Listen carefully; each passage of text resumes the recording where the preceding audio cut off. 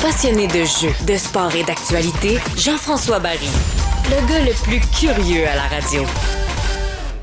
Chronique économique avec Jean-Sébastien Jutras, planificateur financier à Jutras Gestion de patrimoine. Le gouvernement du Québec qui annonce des changements concernant les comptes de retraite immobilisés, les CRI, et les fonds de revenus qui s'appellent les FRV. Et d'habitude, j'ai comme une petite base de tes chroniques. Je sais un peu de quoi tu vas me parler puis vers où tu t'en vas. Mais là, honnêtement, je connais pas ces deux produits-là. J'ai eu un CRV un jour, mon premier utilitaire de Honda, mais j'ai jamais eu un FRV. Donc, qu'est-ce que c'est le CRI et le FRV pour débuter ce segment-là?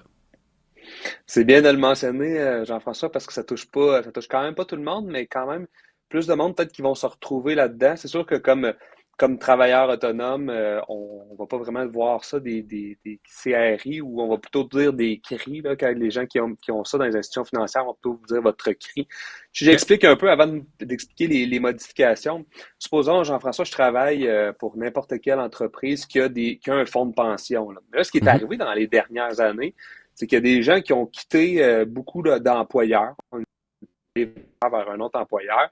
Et là, ben, ce qui est arrivé, c'est que j'ai plus accès à ce fonds de pension-là. J'ai changé d'employeur. Alors, ce que le gouvernement permet de faire, c'est de transférer ces sommes-là vers mon institution financière. Donc, au lieu que ce soit géré par l'ancien employeur, je le prends, je l'envoie dans mon institution financière. Mais là, ce qu'ils vont faire, c'est qu'ils vont le transformer dans un compte de retraite qui est immobilisé, le CRI. Donc, j'envoie mon argent dans le CRI. Et le FRV, c'est la continuité du CRI. Comme par exemple, notre REER à 72 ans va se transformer en fer. On va nous obliger à le décaisser. Donc, le FRV, c'est simplement la continuité du CRI. Donc, le compte de retraite immobilisé se transforme en fonds de revenus viagers au fil des années. À 72 ans, je suis vraiment obligé de le transformer en FRV. Et ça, c'est obligatoire? Mettons que, je sais pas, moi, je travaillais pour le CN. OK? Fait que là, j'ai un fonds de pension avec le CN. Est-ce que je peux, si je change d'emploi, le laisser là? Ou je suis obligé de le prendre en m'en allant parce que, comme je travaille plus pour eux, ils veulent plus gérer tout ça et de le transférer? Habituellement, c'est possible de laisser. Là, chaque administrateur a un peu sa façon de travailler, mais normalement, c'est possible de le laisser. Mais le danger de ça, de le laisser à des plats, là, tu as nommé le CN, une grosse entreprise. Là, mettons qu'on travaille dans une petite PME. Mais le danger, c'est les communications autour de cet argent-là. Il y a des gens qui changent beaucoup d'emploi, puis ça peut arriver que l'argent soit perdu. Puis elle ne sera pas perdue, là, elle est encore là, elle existe. C'est juste qu'un changement d'adresse qui fait en sorte que je me retrouve 5-6 ans plus tard.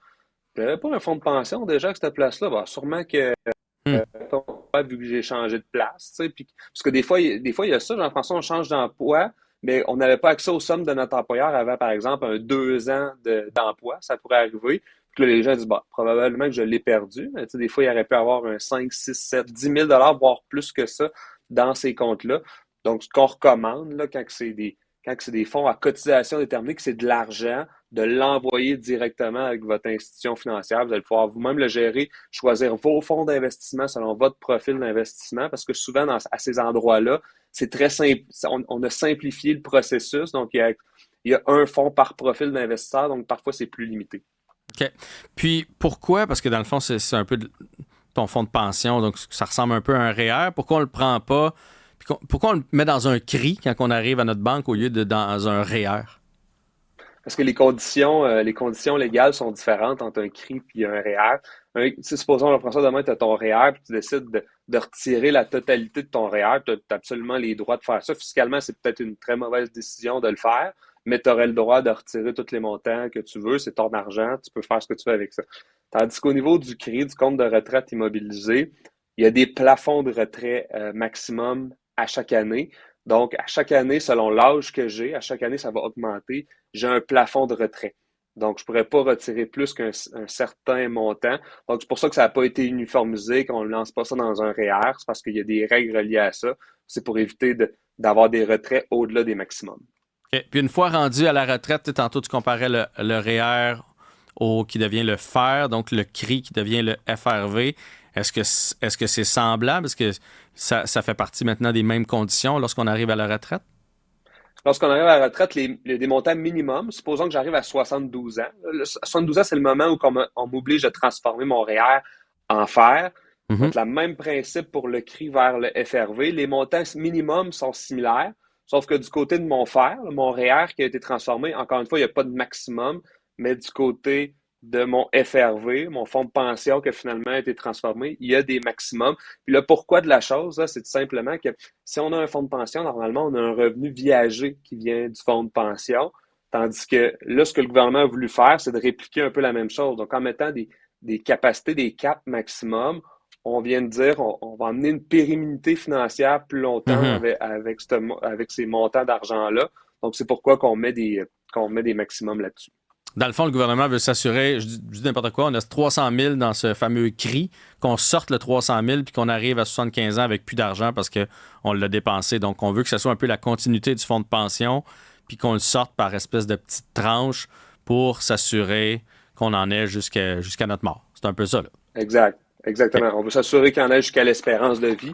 Donc, ces taux-là, ces taux maximum sont en fonction de plein de formules, dont les formules de l'espérance de vie. Tu vois, je vais garder cette formulation-là, jusqu'à l'espérance de vie au lieu de jusqu'à la mort. C'est plus, c'est plus vendeur et ça fait moins peur. Donc, ça a été quoi les changements? Parce que cette chronique-là, dans le fond, là, on a expliqué c'est quoi le CRI. C'est quoi les changements que le gouvernement a apportés? Ouais, là, ça va tomber contradictoire avec tout ce qu'on a dit sur le fait que ça soit la longévité. Mais en fait, ce que le gouvernement s'est rendu compte actuellement, c'est qu'il y a beaucoup de gens âgés qui ont des FRV, ils ont des CRI avec des bons montants. Là, avec la hausse du coût de la vie, ben là, on se retrouve qu'on a des bons montants dans le FRV, mais je peux pas retirer beaucoup d'argent. Et là, ben, j'ai des dépenses qui viennent avec. Mon loyer a augmenté significativement. J'ai pas le droit de retirer plus qu'un certain montant. J'ai pris un exemple. Supposons que j'ai 65 ans puis j'ai 300 000 dans mon FRV, mon CRI. Le montant maximum que je peux retirer, c'est 21 600 $. Bon, pour certaines personnes vont dire que c'est suffisamment, tout dépendant où vous habitez, tout dépendant qu'est-ce que vous avez comme dépense. Mais 21 600 $, quand tu as 300 000, il y en a que ça les fâche en disant « Hey, moi, j'ai besoin de plus que ça. » Puis j'ai pas accès à cet argent-là. Donc, le gouvernement réagit puis va faire des modifications à ce niveau-là. Oui, puis ça peut être parce que toi, tu sais que, mettons, t'es malade puis qu'il t'en reste peut-être pas pour des années et des années puis t'as le goût de le sortir plus vite. Ça peut être pour aider un proche. On parlait la semaine dernière là, des fois aider ses petits-enfants ou ses enfants à l'accessibilité à avoir une maison. Il y a plein de raisons pour lesquelles on peut vouloir profiter de notre argent. Ça peut être parce qu'il faut se faire opérer, ça peut être peu importe. Fait que je comprends bien cette loi-là. Dans le fond, ce que ça fait, c'est que ça offre plus de flexibilité. En fait, c'est qu'on enlève complètement les maximums. Donc, dès que vous allez avoir 55 ans et plus, hein, on le met pas n'importe quand. Donc, si jamais je quitte mon employeur à 45 ans, je suis en pension de 200 000 $, il y a des montants maximum encore, il y a des formules reliées à ça qui vont être un peu plus flexibles qu'elles l'étaient déjà. Mais pour les 55 ans et moins, on a encore certains maximums. Mais pour les 55 ans et plus, là, il n'y a plus de maximum. Donc, cette personne-là que je parlais tout à l'heure, qui avait besoin finalement de 60 000 $, mais que normalement était limitée à 21 000 $, ben, elle pourrait aller vers son 50 000 $.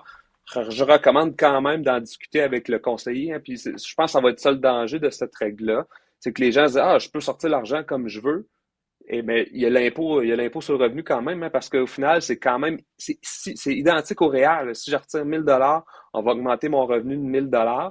Donc, si j'ai 300 000 400 000 là-dedans, puis d'un coup, je dis « je vais le retirer au complet. » Ben là, c'est un gain imposable de 300 400 000 $ cette année-là. Il y a 53 % qui va s'en aller au niveau de l'impôt. Ça aurait été mieux de le fractionner, mais ça devient intéressant pour ceux qui ont un besoin de liquidité à court terme, qui ont des besoins financiers. Ça arrive régulièrement là, qu'il y a des gens qui vont m'appeler pour justement me dire ça. Je suis limité, pouvez-vous me donner des conseils? On a l'argent, mais on n'est pas capable de la retirer. Ben là, le gouvernement fait... Au départ, c'était supposé rentrer en vigueur là, en juillet. Le gouvernement l'a repoussé au mois de janvier, mais là, il a entériné cette règle-là qui va être applicable dès le 1er janvier 2025. Oui, fait que dans un monde idéal, surtout rendu à cet âge-là, il faut absolument se faire une planification, rencontrer quelqu'un, parce que l'espèce de stratégie, puis c'est un mot qu'on entend de plus en plus, de décaissement, c'est super important, puis c'est tentant. Là. Si vous avez déjà été face à cette situation-là, un montant qui pourrait vous revenir pour peu importe la raison, puis qu'on dit, tu sais que tu pourrais avoir accès à 12 000 demain matin si tu sors telle affaire. Hey, c'est tentant de le prendre, mais ça vient souvent avec un contre-coup. Bon, ça peut être l'impôt, ça peut être que rendu en bout de ligne, il va t'en manquer. Il y a plein de raisons. Mais il faut... des fois, le gain à court terme ne vaut pas le gain à long terme qu'on pourrait faire. Fait qu'il faut se faire une planification.